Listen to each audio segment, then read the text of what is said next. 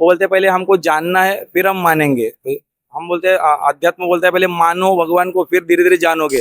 कि आज मुस्लिम, क्रिश्चियन या अन्य सारे धर्मों के लोग हैं, वो अपने ग्रंथ जानना चालू कर दिए। और समाज में एक नेतृत्व करने वाला कोई होना चाहिए। तो हम कितने भी MBA सीख ले या बाकी कितने भी कोर्सेस कर ले, उससे नहीं होगा। अच्छा राजा या अच्छा नेता वो होता है जो, तो ये चारों वर्ण अपने अंदर होते हैं। तो ऐसा नहीं है कि कोई अच्छा या कोई बुरा, कि अगर किसी को मेरा विरोध आरक्षण से डायरेक्ट किसी को मिल रही है फैसिलिटी, तो उससे नहीं है। मेरा प्रॉब्लम है उसके वजह से आप कार्य खराब नहीं कर सकते।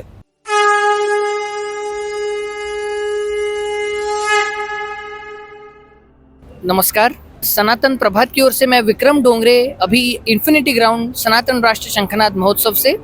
अभी मेरे साथ एक बहुत ही महान ऐसे महानुभाव है, वे हैं आचार्य उपेंद्र जी, जो अंतरयोग फाउंडेशन के संस्थापक है। और वह हिंदू धर्म में जो साधना बताई गई है, तो उसके बारे में वैज्ञानिक स्तर पर और आज का जो बुद्धिजीवी वर्ग है उसको भी वो समझ में आए और वह कृति प्रवण हो सके, उस दृष्टिकोण से साधना का जो प्रचार है, हिंदू धर्म का प्रचार वो करते हैं। नमस्ते आचार्य जी। नमस्कार। तो आचार्य जी, आपका जिस प्रकार से आप जब का जो साधना प्रवास है या फिर साधना के बारे में, धर्म के बारे में आप किस प्रकार से हिंदुओं में जागृति करते हैं, पूरे समाज में जागृति करते हैं, उसके बारे में हमारे दर्शकों को कुछ बताएं। तो हमने जब पूरा भारत भ्रमण किया था सनातन धर्म का प्रचार करने के लिए, तो सर्वप्रथम मैंने देखा कि 3 प्रकार के लोग भारत में बहुत है। एक नास्तिक वर्ग है, एक अंधश्रद्धा वाले वर्ग है, और तीसरा विज्ञानवादी है अधिकतर। और जो बचा 1% 2% होगा वो तो साधक है, उनकी तो मैं बात ही नहीं कर रहा हूँ। कोई ना कहीं से वो अध्यात्म सीख ही रहे। तो ये नास्तिक वर्ग जो है उसको, और जो साइंसवादी वर्ग है, उन दोनों को विश्वास दिलाने के लिए आपके पास फलश्रुति आनी चाहिए। जो अपनी साधनाएं होंगी उसका अभी और यहाँ ऐसी फलश्रुति देनी चाहिए। ये मुझे समझ में आ गया। एंड जो विज्ञानवादी है उनको उसके पीछे का साइंस कि कैसे ये वर्क हुआ, ये लॉजिक पहले बताओ। वो बोलते पहले हमको जानना है फिर हम मानेंगे। हम बोलते हैं अध्यात्म बोलता है पहले मानो भगवान को फिर धीरे धीरे जानोगे। नहीं तो वाला इन तीनों के लिए कुछ ना कुछ तो करना पड़ेगा। तो हमने उसके ऊपर बहुत सारी रिसर्च की। जैसे अपनी दुर्गा सप्तशती साधना है, तो ये जो हमारी श्री दुर्गा सप्तशती तंत्रोक्त बीज मंत्रात्मक साधना है, इसकी रचना हमने कर दी। इसमें 700 बीज मंत्र है। तो अलग से उसकी रचना की, उसकी फलश्रुति जैसा पावर, वेल्थ, विजडम हम जो बोलते हैं, मतलब शक्ति भी है, उसके बाद धन की और बुद्धि की साधना। तो वास्तविक उसकी तुरंत फलश्रुति आना चालू हो गए। ऐसे ऐसे साधनाएं, या अपना सरस्वती दीक्षा, तो बच्चों का तीसरा नेत्र जागृत करना, इसके वजह से तुरंत उनके एकेडमिक्स में, स्पोर्ट्स, आर्ट्स, ये इसमें उनकी प्रगति होना चालू हो गए। या पितृण मुक्ति शिविर, जिसमें हम बोलते हो कठोपनिषद या गरुड़ पुराण, वैसे जो ग्रंथ है जो बहुत मुश्किल है समझने के लिए, इनको सामान्य जन समझ सके ऐसी भाषा में हमने कन्वर्ट कर दिया। शिव पुराण अगर है तो शिव जी ने पार्वती से कहा, या गणेश जी को ये पूछा, ऐसी भाषा में हम कभी सिखाते नहीं। अभी वो शिव जी ने कहा मतलब मेरे अंतरात्मा ने कहा, मेरे ही अंतरात्मा ने पार्वती, वो पर्वत की पुत्री, मतलब जड़ जो है अपना प्रकृति बोलते प्रथम कृति, तो मेरे अंदर का जो जड़ पार्ट है, मन, बुद्धि, शरीर, इससे बात किया। इस तरह से हम सिखाना चालू कर दिया। फिर गणेश जी को बोला, तो मेरे अंदर का विवेक बुद्धि प्रथम जागृत होनी चाहिए। तो कुछ भी कार्य करने से पहले श्री गणेशाय नमः करना है। तो श्री गणेशाय नमः करना मतलब ही तुम्हारे अंदर पहले विवेक बुद्धि जागृत हो तो ही काम हो। तो इस भाषा से धीरे धीरे धीरे करते साकार से निराकार तक का प्रवास सिखाते। जैसे शिव पुराण में बोला है, शिव जी का पार्वती से विवाह हुआ। तो ये जो यात्रा जो है वो कैलाश मतलब अपना ही सहस्त्रार चक्र, मूलाधार चक्र से सहस्त्रार की यात्रा है, जहाँ वो मिलन होता है। तो इस भाषा में सिखाने चालू करने से फ़ायदा ये हुआ कि आज मुस्लिम, क्रिश्चियन या अन्य सारे धर्मों के लोग हैं, वो अपने ग्रंथ जानना चालू कर दिए। वैज्ञानिक जो लोग के बुद्धि वाले, उनको प्रमाण से साधना का फलश्रुति, मतलब शिव हम तुरंत देख नहीं सकते, लेकिन शिव साधना करने से मेरे हीलिंग तो होना चाहिए। तो हीलिंग का तो ब्लड प्रेशर तुम्हारा या बाकी ब्लड टेस्ट, इससे तो दिखना चाहिए। तो हमने इतना ही सोचा, परमेश्वर ने इंसान को बनाया, इंसान ने विज्ञान विकसित किया। तो विज्ञान एक्चुअली विकसित किसने किया? परमेश्वर ने। अब प्रॉब्लम क्या होता है इसमें, वाद, मनुष्य बीच में रहा, एक तरफ परमेश्वर, एक तरफ विज्ञान, इसीलिए ये झगड़ा। ऊपर से स्कूल में जाके सिखाया विज्ञान और ये मनुष्य एक साथ गए, तो उसको भगवान दूर दिखना चालू होता है। तो हमने बोला गुरुकुल में तो ये तीनों एक सिखाते थे, तो एक तरीके से हमको करना होगा, ये भाषा से अभी हमने सिखाना चालू कर दिया है। तो इसलिए वैज्ञानिक लोग उसका इंस्टेंट रिजल्ट, एंड दूसरी बात होती है कि विज्ञान से रिजल्ट जब मिलते हैं तो श्रद्धा बढ़ती है। एंड गीता में बोला है श्रद्धावान लभते ज्ञानम। तो एक बार उसने वो फलश्रुति देखी, तो मैंने देखा है कई आजकल के नए आधुनिक जो कॉलेज के मॉडर्न लड़के लड़कियां वो फटाफट आध्यात्म की ओर बढ़ना चालू हो गए। तो हमने कोई भी पाबंदी उनको लगाई नहीं, तो ये ड्रेस पहना तो ही आ सकता है, ऐसा रहोगे तो। हमने बोला give them what they want so that I can give what I want to give. मतलब तुझे क्या चाहिए, पैसा चाहिए, पैसे की साधना है, अपने पास लक्ष्मी की साधना है, श्री विद्या की साधना है, तुम आओ सीखो, मैं तुझे परमेश्वर से जोड़ता हूँ। तुझे हेल्थ चाहिए, स्वास्थ्य चाहिए, शिव साधना से जुड़ जाओ। करते करते तेरा हेल्थ तो मैं दूंगा, पर तुझे शिव से जुड़ना होगा। इस तरह से हमने इसकी रचना की है। तो ये हमारी जो साधना है, इसलिए लोग अभी अलग अलग जगह से, अलग भाषा से, अलग प्रांतों से, धर्मों से जुड़ रहे। तो ये हुई एक बात। दूसरा हमारा, जैसे मैंने कहा कि नाव एंड ईयर, अब भी और यहाँ फलश्रुति आनी चाहिए। तो वैसे वाले ही साधना हम देते हैं जिसका फलश्रुति आज ही, अब भी साधना के दौरान। तो पितृण मुक्ति शिविर अगर हम जो लेते हैं, तो जो अपने पितर है वो मुक्त हुए कि नहीं ये समझता कैसा है। वो तो पहले पितर भी तो दिख नहीं रहे थे, लेकिन मेरे काम जो अटका था 20-20 साल से, वो लोगों के अभी अपने आप काम शुरू हो गया। तो इससे क्लियर इंडिकेशन होता है कि ये दोष मेरा निकल गया। इस तरह से एक कार्य हमारा चल रहा है। उसके बाद भारत को विश्व गुरु बनाना, ये बहुत बड़ा विषय है। हर जगह चर्चा उसकी हो रही है कि भारत, जैसे आपने सनातन संस्था भी आपकी जो विश्व गुरु सब भारत हो, इसीलिए कार्य कर रहे हैं। और उसमें मेरा एक बहुत महत्वपूर्ण योगदान, हम जो अंतर्योग हर जगह करते प्रचार, वो मैं बताना चाहता हूँ कि वो सिर्फ द्वेष से कभी काम नहीं होगा। दूसरे अन्य धर्मियों से द्वेष करने से हम विश्व गुरु नहीं होंगे। हम विश्व विजेता होने की बात नहीं कर रहे। विश्व विजेता तो तलवार के बल पे हो सकता है। तो मेरा मान्यता है कि जब हम विश्व गुरु की बात कर रहे हैं तो गुरु हम पहले बनना चाहिए। तो आज हमें अवलोकन करना होगा क्या भारत और इसके सारे लोग, एंड तो भारत के अलावा जो अन्य धर्म है वही फिर हमारे शिष्य होने चाहिए। इसके ऊपर गौर करना होगा कि वो शिष्य, तो क्या आज हम भी माँ की तरह उनको, मतलब पुत्र की भावना से देखने के लिए तैयार है? आज हमें अगर गुरु माऊली बनना है, उनकी माँ बनना है ना, गुरु माँ बनना है। एंड दूसरा है कि गुरु किस चीज का, फिजिक्स, केमिस्ट्री, मैथ्स का, इकोनॉमिक्स का नहीं बनना है, अध्यात्म का, जो अद्वैत सिखाना है। तो क्या हम में वो पूर्ण अद्वैत भावना आ चुकी है?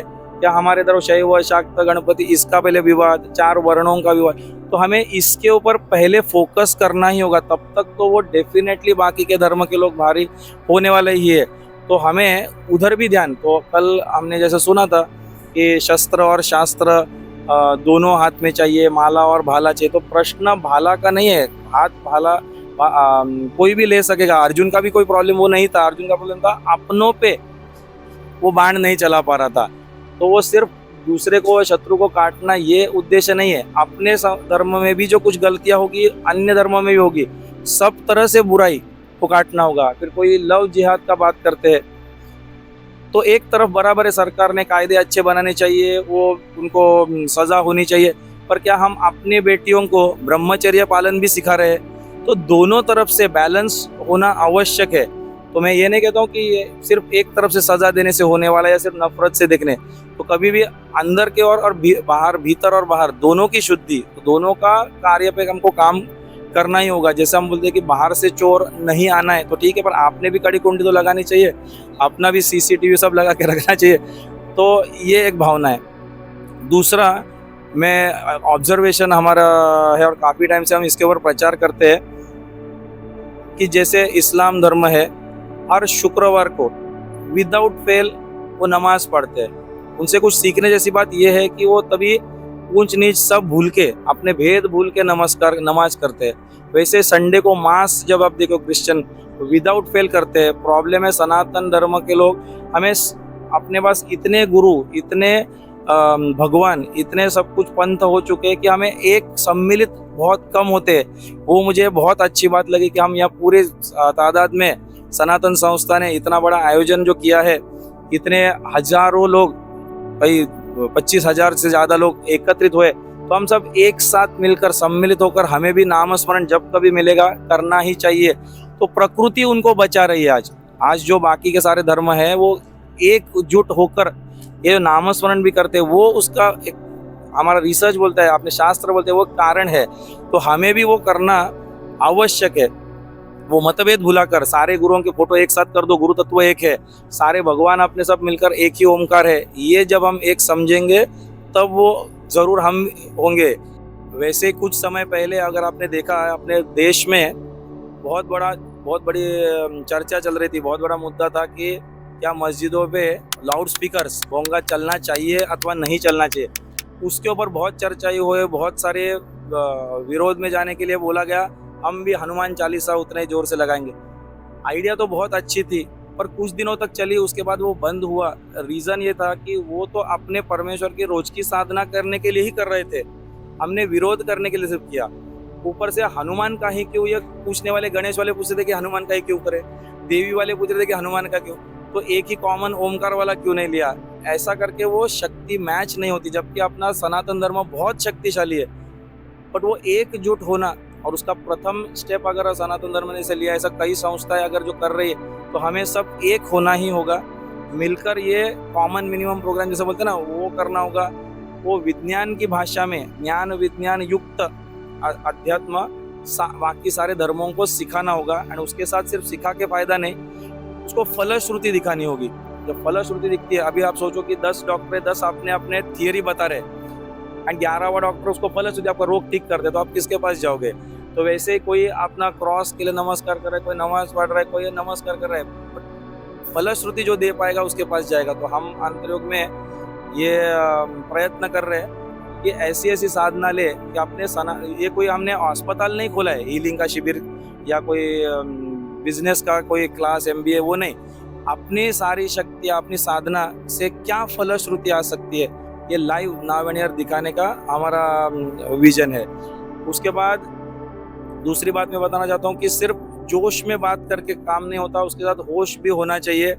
आज ठीक है, सब बाकी धर्मों की संख्या बढ़ती जा रही है सब बढ़ रहा है, बट उसके लिए विरोध सिर्फ द्वेष से नहीं होगा। मैं बार बार कह रहा हूँ, जैसे अपने सारे भगवान के हाथों में शस्त्र है, तो मेरा भी कहना वही है कि जैसे अपनी ये दुर्गा सप्तशती जो है, दुर्गा सप्तशती में बोला है कि 3 गुण होते हैं, सत्व रज तम, जिसमें सत्व मतलब महा सरस्वती, फिर लक्ष्मी रजोगुण एंड तमोगुण महाकाली, ये तीनों जन है।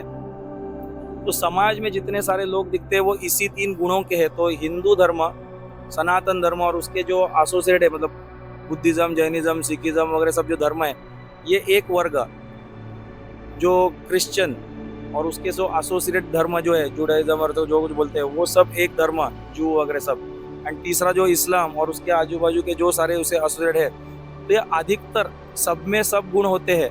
लेकिन सनातन राष्ट्र अपना जो धर्म है वो सत्व प्रधान है। हम सहिष्णुता, प्रेम, दया, क्षमा अधिक होती है, ऐसा देखा जाता है। क्रिश्चियन और उसका जो समाज है वो अधिकतर लक्ष्मी प्रधान, मतलब रजोगुण प्रधान होता है। एंड जो इस्लाम प्रधान जो है, तो मैं उसको प्योर तामसिक तो नहीं कहूँगा, लेकिन महाकाली प्रधान, मतलब उसके अंदर वो शरीर बोध, तुरंत वो क्रिया, वो काम शक्ति और उधर अधिक फोकस किया जाता है। तो तीनों देवी के तो हम पूजन करते हैं, तो तीनों अच्छे या बुरे बोलने का अधिकार तो हमें नहीं है, लेकिन इतना ही सबको बैलेंस करना होगा कि अगर कोई श्री कृष्ण 100 गलतियां होने के बाद कम से कम शिशुपाल की चक्र तो चलाता है, तो वैसे हमने बहुत सहन किया, कभी तो चक्र चलाना है, शस्त्र उठाना है, ये हमें सीखना होगा। एंड जरा से भी बात हो गई तो तुरंत मारना होता है, ये भी गलत है, वो उनको सीखना होगा। तो उनको थोड़ा क्षमाशील, और वो सिखाएगा कौन, जो विश्वगुरु बनेगा। तो भारत को ही तो विश्वगुरु बनना है, तो हमें हमारे लोगों को ही, कभी तो तुम शक्तिशाली बनो, वो सब भय से ऊपर उठो, क्योंकि 16वां अध्याय गीता में पहला ही दैवी संपत्ति अगर कुछ बोली है तो वो अभयम बोला है। तो पूरे भय से ऊपर उठो, तो वो हमें करना होगा। एंड उनका थोड़ा हमें सिखाना होगा कि थोड़ा सा क्षमापान भी सीखो। ये सिखाने वाला सनातन धर्म ही होगा, उसी का कार्य सब सनातन लोगों ने मिलकर करना होगा, ये मेरी मान्यता है। उसी के ऊपर कार्यरत होकर हम विजयी भी बहुत जल्दी होने वाले हैं। और खास करके सनातन संस्था के लिए भी धन्यवाद करना चाहूँगा। वो पूज्य गुरुदेव जी का भी आज उनका जन्म महोत्सव, जो उनका जो था 83वां जन्मदिन, वो भी बहुत अच्छी तरह से पार हुआ। आज भी वो पूरी शक्ति के साथ, वो जैसे 25 सालों से कार्य कर रहे, वो कार्य से भी मैं बहुत प्रभावित हो गया था। और जिस तरह से उन्होंने गुरुकुल का निर्माण किया है, मैं गुरुकुल के भी जाकर आ चुका हूँ। जो जिस तरह से वो स्वच्छता है रखी हुई है, जिस तरह से सब व्यवस्था है, जिस तरह से उन्होंने दंड नीति भी रखी है कि गलतियां कुछ हो गई तो बोर्ड पे लिखो कि ये गलतियां हो गई। तो एक एक चीज़ मैंने पहले भी बोला था, आज भी कह रहा हूँ कि एक बहुत ही अच्छी तरह से कार्य किया जा रहा है। ये संस्था बहुत आगे भी बढ़ेगी, ऐसी मेरी मान्यता है। इसके साथ हम भी जुड़ना चाहेंगे, हमारा भी कार्य सिमिलर लाइंस पे ही चल रहा है। इस सटीकता से बताया कि हिंदुओं पर जिस प्रकार से जो आघात होते हैं तो उसको केवल अन्य धर्मीय अहिंदू ही उसके लिए उत्तरदायी नहीं है। तो हिंदुओं ने भी स्वयं में जो धर्म शिक्षा, जो हमारे गुरुदेव जी भी जो कहते हैं कि धर्म शिक्षित होने चाहिए हिंदू, यदि वो धर्म शिक्षित होंगे तो लव जिहाद या इस प्रकार की जो हिंदुओं पर जो आघात हो रहे उससे बच सकते हैं। और उसी के माध्यम से जो हम कहते हैं कि लकीर को हाथ न लगाते हुए अपनी लकीर बड़ी करना, यही आपने जो अभी जो दिशा दर्शन हिंदुओं को किया है, तो इसका पूरा सारांश जो है वो इसमें से उभर कर आता है। तो आचार्य जी, अभी इस महोत्सव में जो सनातन राष्ट्र का उद्घोष हो रहा है, तो उस दृष्टिकोण से जो सनातन राष्ट्र आने वाले दिनों में आएगा, ऐसे ज्योतिष शास्त्र भी बताता है, तो उसके बारे में आपकी भूमिका, सनातन राष्ट्र स्थापना होने के लिए क्या आवश्यक है, ऐसे आपको लगता है? जरूर। तो सर्वप्रथम हम बोलते हैं एक समाज और एक शासन, और वो शासन जो होता है, मतलब जो केंद्र में लोग होंगे या अपने राज्य में, वो आते भी कहाँ से, अपने समाज में से ही आते हैं।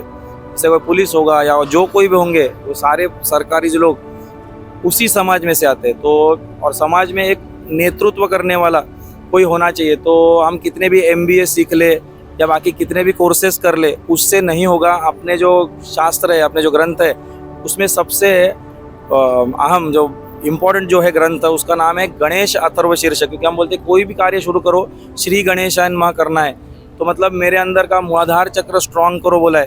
तो मूलाधार चक्र स्ट्रांग करना मतलब उसका स्वयं ब्रह्मचर्य पालन, वीरता, वो सब उसके अंदर आनी चाहिए। और वो गणों का अधिपति होना चाहिए, गणपति विशेष नायक हम बोलते हैं, विनायक वो होना चाहिए। तो उसके लिए अपने पास एक ग्रंथ है जिसका नाम है श्री गणपति अथर्व शीर्ष। तो ये हमने इसके ऊपर खास 10 श्लोक है, लेकिन उसके ऊपर 46 दिन लगातार रोज के 4 घंटा इतना बड़ा वेब सीरीज हमने लॉन्च किया था, जो विश्व का सबसे लंबा और सबसे गहरा उसमें विश्लेषण है। यही उसका किताब मैंने परम पूज्य गुरुदेव जी को भी, आठोले जी को भी ये पढ़ने थे, उन्होंने भी इसको बहुत ही आशीर्वाद दिए थे कि ये बहुत ही अच्छा ग्रंथ है करके। तो इसका सार ही है अथर्व। तो थर्व का मतलब होता है गर्म और कुछ गतिशील और अस्वस्थ, और तो अथर्व का मतलब होगा शांत स्थिर। तो ऐसा शीर्ष, ऐसा दिमाग वाला गणों का अधिपति। तो गण मतलब जो जनता जिसको गिनती हो सकती है, उसका अधिपति, गणों का अधिपति वाला, तो जिसका शीर्ष बहुत अथर्व हो चुका है, एकदम शांत। तो गति तो चल रही है, और ये गति में जो काम करते हुए भी जिसका शीर्ष एकदम शांत है। तो ऐसे ऐसे सिर्फ होश में और जोश में दोनों करना चाहिए, सिर्फ जोश वाला नहीं, होश के साथ। ऐसे नेताओं की आज भारत को जरूरत है, हर क्षेत्र में, अध्यात्म के क्षेत्र में भी, फिर तुम्हारे राजनेता में भी, बिजनेस में भी, अन्य क्षेत्र में भी, हर जगह पे ऐसे चाहिए। तो उसके लिए ये ग्रंथ हमने निर्माण किया था। तो आज आप जो बोल रहे सनातन राष्ट्र अगर हमको स्थापित करना है, तो ऐसे नेताओं की आवश्यकता। एक, अब सही नेता, वो गणपति खुद कहते हैं कि सही नेता कौन होगा। उसमें एक श्लोक आता है, अववक्तारम अव श्रोतारम अव दातारम अव धातारम अवानुचानम अव शिष्यम। तो वो सिर्फ भाषण करने से काम नहीं होगा। तो हम बोलते हैं ना, अरे भाषण मत दे, राशन दे। तो अववक्तारम अव श्रोतम, अगर वक्ता है तो कोई श्रोता भी होना चाहिए उतना ही। तो सिर्फ वक्ता श्रोता रोज सुनेंगे, अपने आप घर पे चले जाएंगे, रोज कुछ फर्क ही नहीं पड़ेगा।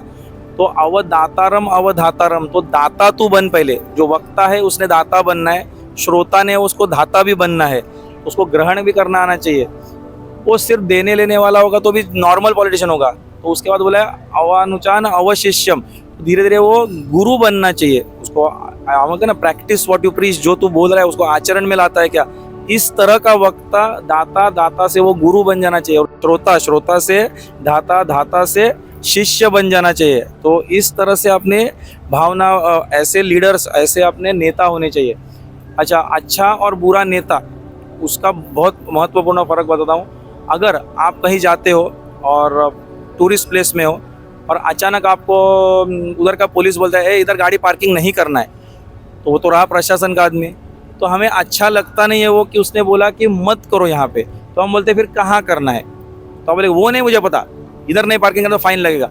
तो हमें ये पुलिस अच्छी नहीं लगती। लेकिन अगर उसने ये बोला होता कि अच्छा सरकार ने बोला यहाँ नहीं, वहाँ अरेंजमेंट कर दी है आपकी, वहाँ कुछ 5 रुपये 10 रुपये कुछ फी है, तो भी हम मान्य करते। तो अच्छा राजा या अच्छा नेता वो होता है जो अल्टरनेटिव कुछ तो अच्छा दे देता है उसके बदले में। फिर पहली व्यवस्था निकालने से कुछ नहीं होता है, वो बुरा राजा बोला जाता है या बुरा प्रशासन। दूसरा है अल्टरनेट। तो इसका सनातन राष्ट्र के हिसाब से एक बहुत महत्वपूर्ण भूमिका उसमें समझ में आएगी। आज जो बड़ा मुद्दा है आरक्षण का, इसके ऊपर भी एक बहुत महत्वपूर्ण हल होना चाहिए। मैं उसको बहुत महत्वपूर्ण मुद्दे पर प्रकाश डालना चाहता हूँ। आज 60% से अधिक लोग, उनको हम इग्नोर करके सनातन की बात नहीं कर सकते। लेकिन प्रॉब्लम आज है कि अगर हम अपने देश के अधिकांश लोग हम बैकवर्ड है ये टैग लगा के ये इसी तरह से अगर चलते हैं तो देश फॉरवर्ड नहीं होगा, क्योंकि स्पंदन ही फॉरवर्ड की जाएगी नहीं। हम पिछड़े हैं ऐसा अगर हमने बोला तो ये नहीं हो सकता। ये आध्यात्मिक भाषा जो जानता है, शायद प्रशासन के लोग समझे ना समझे, लेकिन आध्यात्मिक लोग मेरी बात समझेंगे। इतने लोग अगर स्पंदन भेज रहे तो नहीं हो सकता। तो जैसे मैंने कहा, अच्छे नेता ने क्या करना चाहिए, इनकी सिर्फ फैसिलिटी निकालो ये मैं कभी नहीं बोलूँगा, उसको अल्टरनेट कुछ तो देना ही होगा। तो अल्टरनेट योजना पहले ध्यान से सुनना होगा। आज का प्रॉब्लम यह है कि हमारे पास अगर एक गाँव में 2000 बच्चे हैं तो स्कूल खुलती है 600 की, उसमें से 300 का आरक्षण, 300 का नहीं, इस तरह से प्रशासन ने किया हुआ है।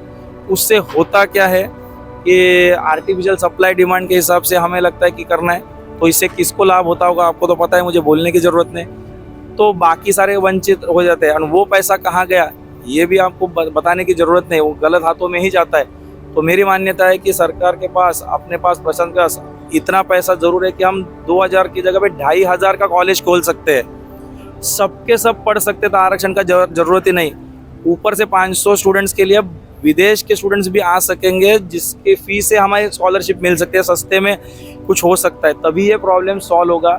हर एक को ये बैकवर्ड या पीछे ये मत आएगा नहीं। आध्यात्मिक बात मैं कह रहा हूँ, शायद आज प्रशासन को समझ में आए नहीं, लेकिन आध्यात्मिक गुरु इसके ऊपर गौर जरूर करेंगे कि जब तक ये भावना हमारे दिमाग में आएगी कि हम बैकवर्ड है, तब तक ये मुद्दा ही सॉल्व नहीं होगा। तो उसके ऊपर हमारा बहुत कार्य चल रहा है।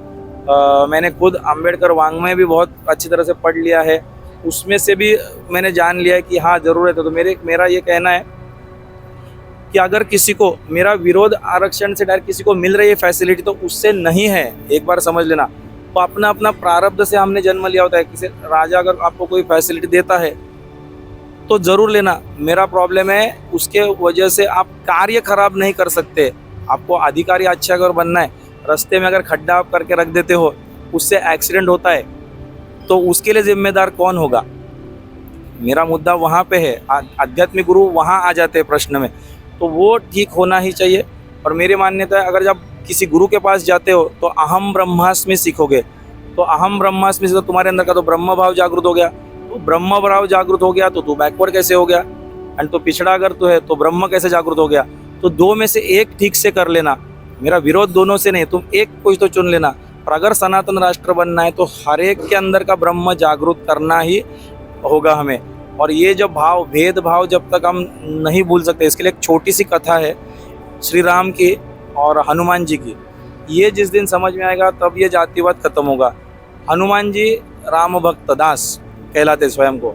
तो श्री राम ने एक दिन उनको इतना ही सवाल पूछा था कि हनुमान जी तुम्हारा और मेरा रिश्ता क्या है? तो जवाब में हनुमान जी ने दिया था, अगर आप शरीर बोध से पूछते हो, द्वैत भाव से पूछते हो, तो आप मेरे स्वामी, मैं तुम्हारा दास। ये मेरा पक्का ओपिनियन है, उसमें देर कोई बात, मैं आपके सिंहासन पे नहीं बैठूंगा, जो आपको करना है उसकी सेवा करूंगा।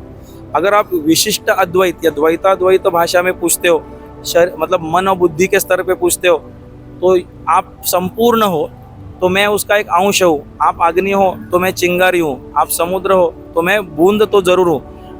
आप भी पानी और नमक हो, समुद्र, मैं भी वही हूँ। फर्क इतना ही है कि आपके अंदर पूरा मछलियाँ विछलियाँ सब मरीन लाइफ पूरा बोलते हैं, आपके ऊपर से जहाज भी जाता है, सब कुछ होता है, मेरे ऊपर नहीं होता है। लेकिन याद रखना कि एक एक बूंद अगर निकल गई तो आप भी नहीं बचते। तो मतलब ये आज जो यूनियन लीडर के लोग होते हैं उनको पता होता है कि एक एक वो राजा है, लेकिन राज्य सैनिक ये सब चले गए तो राजा राजा नहीं रहता है। तो हनुमान जी बोलते हैं मुझे पता है, वो स्तर पे बात करोगे तो हम भी एक है आपके अंश। और अगर आप अद्वैत भाषा में बात करते हो तो आत्म स्तर पे, तो आप और मैं एक ही एग्जैक्ट वही परमेश्वर है, ये मेरा निश्चित मत है। तो ये भावना जब तक हम सब में वर्णों में एक साथ नहीं आती, तब तक ये प्रेम भाव आना अशक्य है, तब तक ये मनुस्मृति जलती रहेगी, तब तक ये भावना से प्रॉब्लम ही होता रहेगा। कोई अच्छी तरह से मनुस्मृति जब तक सिखाएंगे नहीं सबको, मनुस्मृति में वर्णन आया हुआ है कि किसी शूद्र के ये किसने वेद सुन लिया तो कानों में खौलता हुआ तेल डालना, उसने अगर वेद बोल दिया तो खौलता हुआ तेल डाल देना, शूद्र राजा अगर हो गया तो देश संकट में आएगा। तो ये अगर शब्दशः अगर आप देखते हो तो बात बहुत बुरी है, गलत ही लगेगी, लेकिन उसका मतलब वो कदापि नहीं था। उनका संबंध उसका 4 वर्णों से बोला था, कभी 4 जातीय से नहीं बोला था। ये याद रखना, 4 जाति नहीं, जाति कुत्ता बिल्ली भैंस उसमें होती है, पशु पक्षी में, मनुष्य में जाति कभी नहीं थी। अपने इसमें कुल गोत्र यही होता है अपने इस पास। और वर्ण, तो वर्ण का मतलब होता है कलर। एलिमेंट्री संस्कृत स्टूडेंट को भी समझेगा, वर्ण का मतलब है रंग। तो किस चीज़ का, मेरे शरीर का रंग नहीं है वो। तो उसमें बोला है चातुर, भगवत गीता चैप्टर 4 वर्ष 13 में बोला है चातुर्वर्ण्यम मया सृष्टम गुण कर्म विभागश, मेरे गुण और कर्मों के अनुसार ये 4 वर्ण मैंने बनाए, श्री कृष्ण बोलता है। तो जो सरस्वती है सत्वगुण, सफ़ेद कलर का वस्त्र पहनती है, तो सफ़ेद को ब्राह्मण बोला गया है, जो बुद्धि का काम करेगा। जो ये बुद्धि का एप्लीकेशन करने वाला कोई क्षत्रिय होता है वो रजस शक्ति के साथ, लक्ष्मी का लाल सत्ता और पैसा, एंड वो सरस्वती का सत्व गुरु के अधीन, वो राज्याभिषेक वाला राजा होना चाहिए। ऐसे मिलकर गुलाबी वर्ण होता है। जो वैश्य होता है वो ये राजा से सीखकर इतना टाइम काम करते हुए रजस और तमस, लाल और काला, ये मिक्सचर होके ब्राउन या मरून कलर का होता है। और जो लास्ट होता है लेबर वर्ग जिसको बोलते हैं, सेवक वर्ग, उसको काला वर्ण, तामसिक मतलब शक्ति, उसका शरीर बोध वाला अधिक होगा, ऐसा उसका मतलब है। अच्छा या बुरा कोई नहीं, 4 में से एक भी अगर समाज से निकल गए तो भी कार्य होगा। अपना बड़ा आश्रम है और सफाई वाला आया नहीं तो भी सत्यम शिवम सुंदरम, सुंदरम पाठ निकल जाएगा। तो एवरीबडी, हर जन उसमें महत्वपूर्ण आवश्यक है। स्मृति में बोला है, उसके बारे में बताना चाहता हूँ। अब ये अगर आपको समझ में आएगा तो एक शूद्र वृत्ति वाला बोला है, वो शूद्र को कोई जात वित का वर्णन नहीं किया है। मनु ने कहा है कि जिसके विचार शूद्र है, ऐसा व्यक्ति अगर वेद पढ़ेगा, सुनेगा, तो कोई काली विद्या, ब्लैक मैजिक यहाँ पे उसका एप्लीकेशन करेगा। ऐसे व्यक्ति को बोला है उसका कान बंद कर देना, वो सजाए है। उसको वेद मंत्र बोलना मतलब वो गलत विद्या है, वहाँ इस्तेमाल करेगा। वशीकरण करते हुए कोई गलत स्त्रियों को वो आकर्षित कर पाएगा, इसीलिए वो बोला गया था। शूद्र विचार वाला अगर कोई राजा बन गया, वो कोई व्यक्ति, वस्तु, जाति, उसका वर्णन मनु नहीं करते। ये हमें ठीक से समझना होगा, तब ये द्वेष भावना खत्म होगी। तो ये हमें ज़रूर समझना होगा। और दूसरी बात, एक हमेशा मैं कहता हूँ कि हमने कितना भी ये, क्योंकि श्री कृष्ण ने खुद बताया कि चातुर्वर्ण्यम मया सृष्टम, तो उसे वर्ण के अनुसार ये 4 डिविजन हमने किए थे। तो हर एक व्यक्ति के अंदर ये चारों वर्ण विद्यमान है। मैं ही जब पूजा पाठ साधना वगैरह करता हूँ तो मैं ब्राह्मण बनता हूँ। मैं ही जब अपना रक्षण कुछ करता हूँ या कुछ करता हूँ तो मैं क्षत्रिय बनता हूँ। मैं ही जब अपने उपजीविका के लिए धन कमाने जाता हूँ तो मैं ही वैश्य होता हूँ। और मैं ही जब आराम करता हूँ या साफ सफाई करता हूँ या अन्य कुछ करता हूँ तो मैं ही शूद्र होता हूँ। तो ये चारों वर्ण अपने अंदर होते हैं। तो ऐसा नहीं है कि कोई अच्छा या कोई बुरा, सारे वर्णों के लोग अपने अपने कार्य अपने अपने सब समझ लेंगे। एक दूसरे के ऊपर हम निर्भर होते हैं, कोई अच्छा कोई बुरा नहीं। तो इस तरह से जब ज्ञान से, जैसे हनुमान जी और श्री राम के बीच में भावना थी, तो इस तरह से हम जब समझेंगे, किसी का हर एक जन तो सिंहासन पे नहीं बैठ सकता, हर एक जन गुरु नहीं हो सकता, तो जो है वो सब एक साथ। अब कल आप राजा को बोलोगे कि आप थोड़ा शहर साफ करो, और साफ करने वाले को बोलेगा कि आप राज्य करो, दोनों को आने वाला नहीं। किसी आप मछली को बोलोगे पेड़ के ऊपर चढ़ो, पक्षी को बोलेगा जाओ पानी के अंदर, दोनों को नहीं होना है। अपनी अपनी विशेषता है, अपना अपना कार्य सबने करना है। तो एक बात सिर्फ बताकर मेरा जो सनातन राष्ट्र के बारे में विषय जो बताना है वो मैं कंक्लूड कर देता हूँ कि हम ऐसे अक्सर बोलते हैं जब ये बात आती है, treat a slave like a man and he will remain slave for ever. एक जो सेवक है उसको कम से कम मनुष्य की तरह तो उसके साथ बर्ताव करो, तो वो हमेशा के लिए वो आपका सेवा करेगा। But treat a slave like a slave and he will revolt. तो तुम अगर उसको तू नौकर है, तू ये है, उसके अत्याचार करोगे तो एक न दिन वो तुम्हारे ऊपर क्रांति करके वो विरोध जो अभी जो दिखता है समाज में, तो यहाँ तो हो गई सामान्य बात कि उसको कम से कम मनुष्य है ना, मनुष्य की तरफ रखो। तो अपने वेदांत तो बोलते हैं अपना सनातन धर्म इतना श्रेष्ठ है कि वो बोलते हैं उसको शनिदेव करके उसको ट्रीट तुम्हें करना होगा, उसमें भी परमेश्वर है। तो वो बात तक हम पहुँचेंगे तब जाके तो हम भारत दूसरे धर्मों को सिखा पाएंगे।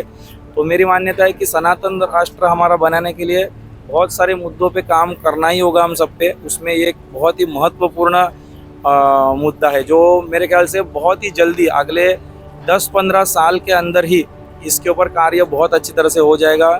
आपको ये जैसे मैं बोल रहा हूँ हनुमान जी और श्री राम की जो भावना थी, इस तरह से सब चारों वर्ण एक होकर काम करेंगे, ये मेरी मान्यता है। मैं पूरा भारत भर भ्रमण करते रहता हूँ, अनेक गुरुओं से मिला हूँ, तो इतना ही मुझे दिखने में आ गया कि प्रत्येक गुरु बहुत अच्छा काम करे। सनातन धर्म में हर एक गुरु कोई बड़ा कोई छोटा कार्य करे, लेकिन हर एक जन अपना अपना कार्य बहुत अच्छी तरह से कर रहा है। कोई गौ सेवा गौ रक्षा का काम कर रहे हैं, कोई गंगा बचाव का कार्य कर रहे हैं, कोई महिलाओं को बचाने के लिए कार्य कर रहे हैं, कोई राजनीति में काम कर रहे हैं, कोई परशुराम की तरह क्षत्रियों को हटाने का काम, कोई वेदांत सीखने के लिए हिमालय में बैठे।